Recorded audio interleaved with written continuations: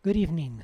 The Dolores County Broadcasting Network presents the DCTV 4-H Evening News Program for March 27th, 2019. Camera person tonight is Devin. Video engineer and sound producer is yours truly. Prompter and teleprompter is Myra. News anchors, Austin and Daniel. And meteorologist Hannah. This is your news director, Forget Foyad. And now the news. Welcome to the DCTV 4-H Kids Evening News Show. Help us keep our news show on the air by becoming a sponsor. You can buy a sponsorship by calling 970-677-4119. That's 970-677-4119. Now for the news. Hi, I'm Austin, and our first story is from the Denver Post. The community of Parkland, Florida is focusing attention on suicide prevention programs after 2 survivors of the Florida high school massacre killed themselves in a week. Parkland Mayor Christine Hunskowski said Monday that community leaders, government officials, parents, police, and others held an emergency meeting Sunday after a second Marjory Stoneman Douglas High School student apparently killed himself over the weekend. That came a week after a recent graduate who was close friends with the victim, Meadow Pollock, killed herself after her family said she suffered from survivor's guilt. The February 14, 2018 shooting at the 3,200 student school killed 14 students and 3 staff members and wounded 17 others. Some students have begun counting the 2 suicides among the victims of the shooting. Hunchofsky said the biggest push will be to alert parents that they need to talk to their children about whether they are having suicidal thoughts and outline the danger signs for them, such as personality changes or a preoccupation with death. The groups also want students to talk to and look out for each other. And note that programs already are in place. Community counseling and resource centers opened after the shooting where they can seek help. There are lots of resources out there, but everyone is in a different place with different levels of trauma and grief. It is our job to get the right resources to them. She said there can never be enough resources, but the challenge is connecting to people. Hunchofsky said that while there is concern the 2 suicides could lead to more, it is more dangerous not to discuss what happened. We cannot be afraid of talking. The only way we are going to identify people who need help is to talk about it. In neighboring Coral Springs, where about half of Marjory Stoneman Douglas students live, spokesman Lynn Martzel said the city will host a community anti-suicide prevention forum on Wednesday. The tragedy of Marjory Stoneman Douglas didn't end on the 14th. She said Cara Aleo told WFOR-TV last week that her daughter Sydney had been diagnosed with post-traumatic stress disorder and struggled to attend college because the feared being in a classroom but never asked for help. Aleo killed herself last week.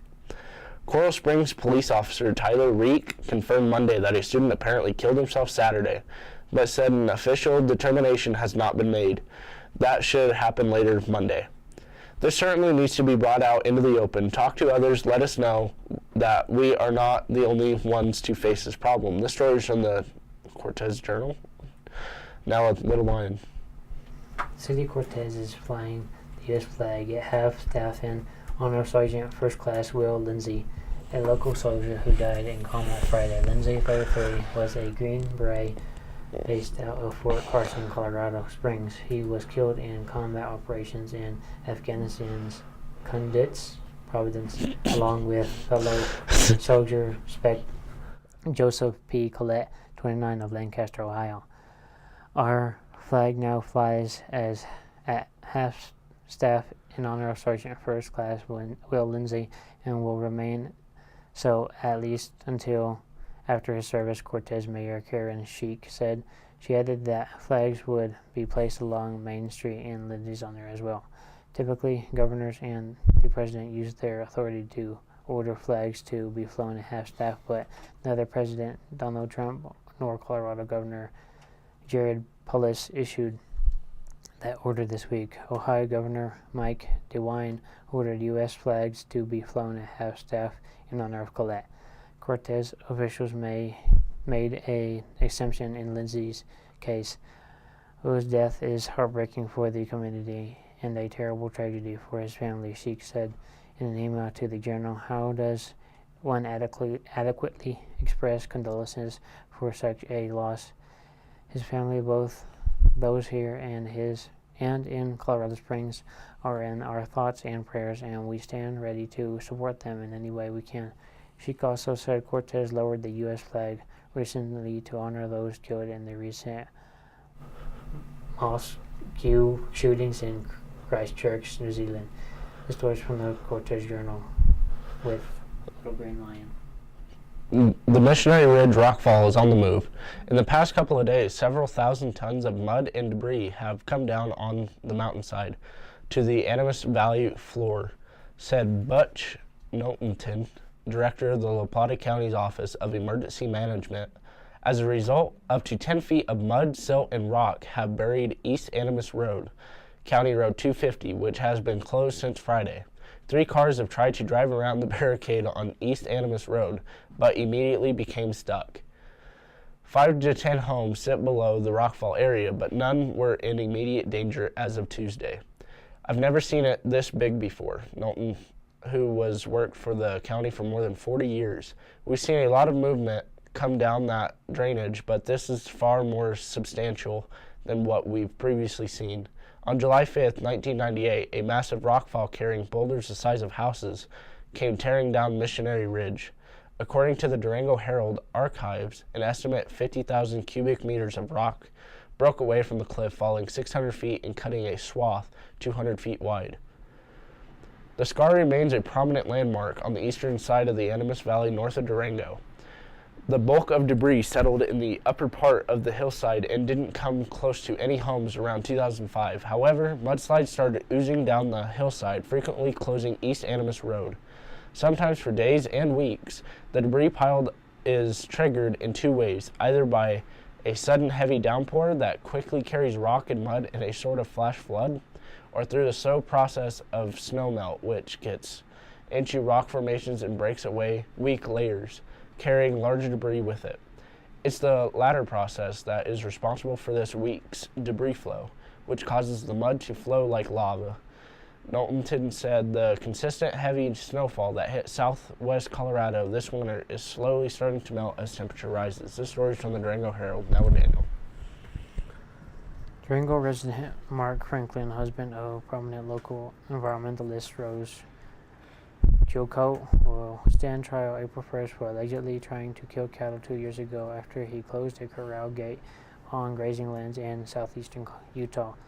If convicted, Franklin faces a maximum sentence of 6 years in jail. Franklin looks forward to his day in court and is confident the evidence will exonerate him, said Franklin's attorney Paul Cassell, a professor of law at the University of Utah. The case has taken many twists and turns during the past 2 years. On April 1st, 2017, Utah rancher Zane Odell noticed the gate to one of his corrals between Bluff and Mexican Hat had been closed. Trail cameras reportedly captured images of a vehicle that stopped at the gate, and 2 days later, Odell stopped the same car driving by and called the police. Odell and prosecutors believe Franklin closed the gate to purposely cut the cattle off from the water. When deputies arrived, Franklin admitted to closing the gate. He had never offended a detailed explanation of why, other than to say he was helping the rancher. Regardless, the couple said a large section of the fence was down, allowing cattle full access to water. Odell was conceded this point, saying that there was a 10-foot opening in the fence 50 feet away. Chilcote and Franklin were let go without charges. 9 days later, however, the San Juan County Attorney Office filed felony and misdemeanor charges. San Juan County Attorney Kendall Laws, who is prosecuting the case, declined comment for the story. Franklin's most serious charge is wanton destruction of livestock, a third-degree felony that carries up to 5 years in prison. The second charge, trespassing on lands, carries up to 1 year in jail. Joe Colton Franklin maintain they have never used violence or civil disobedience in their years of environmental work. Now for dumb laws with him. Our dumb laws segment are actual laws still in the books in many cities, states, and municipalities. This means that the laws are still legal. Dumb laws in Tennessee. In Bell Buckle, one may not throw bottles at a tree. In Fayette County, you may not have more than one five inoperable vehicles on a piece of property. In Kimball, bar owners may not let patrons make loud, unusual noises. In Knoxville, in front of the buildings, all businesses must have a hitching post. In Lexington, by law, anyone who has been drinking is sober until he or she cannot hold onto the ground. It is illegal to transport an ice cream cone in your pocket. No one may eat ice cream on the sidewalk. Spitting on the sidewalk is prohibited. Now for the weather report. Our current weather data comes from the DCTV weather station located in the beautiful downtown Dove Creek. The current temperature is 62 degrees. The high for today was 67 degrees. The low was 42 degrees.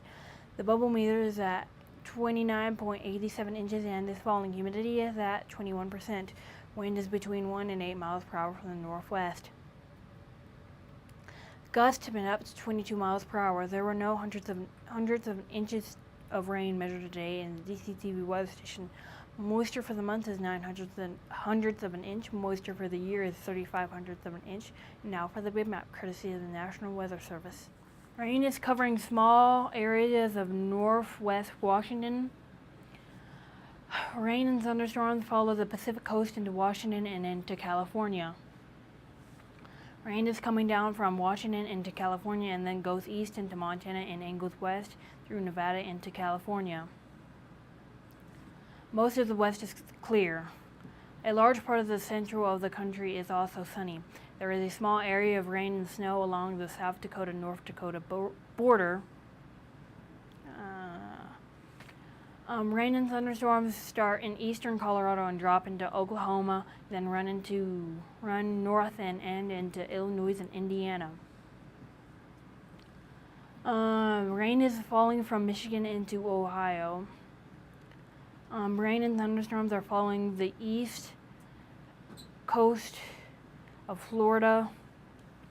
Here's our exclusive DCTV 5-day forecast. Thursday, mostly sunny, high 60, low 31. Friday, mostly sunny, high 49, low 27. Saturday, mostly sunny, high 49, low 29. Sunday, mostly sunny, high 51, low 30. Partly sunny high. Monday, partly sunny, high 53, low 36. Now for the snow tail report, which is the amount of snowpack in the mountains across the state. We hope it will be helpful for our farmers and our skiers. Statewide, the snowpack is at 126% of the normal. Here in the southwest, we only have 163% of normal. We are currently having technical difficulties with the map. Now for the climate change report. CO2 carbon dioxide is considered a greenhouse gas and is one of the principal causes of climate change. CO2 traps heat in the atmosphere, which causes climate instability. This results in significant variations worldwide of moisture and hot and cold temperatures, but the general climate trend of the planet is slowly warming. Therefore, it is important that we report the CO2 weekly change. The following are the CO2 numbers parts per million. Last week, 412.4. 2 weeks ago, 410.98. Last year, 408.78. 10 years ago, 388.42. 50 years ago, 325.64. Thank you, Dr. Peter Hansen, National Oceanographic and Atmospheric Administration, and Michael McGee of the CO2.Earth Network for providing this information. Remember, you can help keep our kids' news show on air by buying a sponsorship. To become a sponsor, just call 970-677-4119. That's 970-677-4119. Thank you. Now back to our news director. That's all, folks. That's the end of today's DCTV 4H news program. This is your news director, Ed. Good night. Thank you for watching.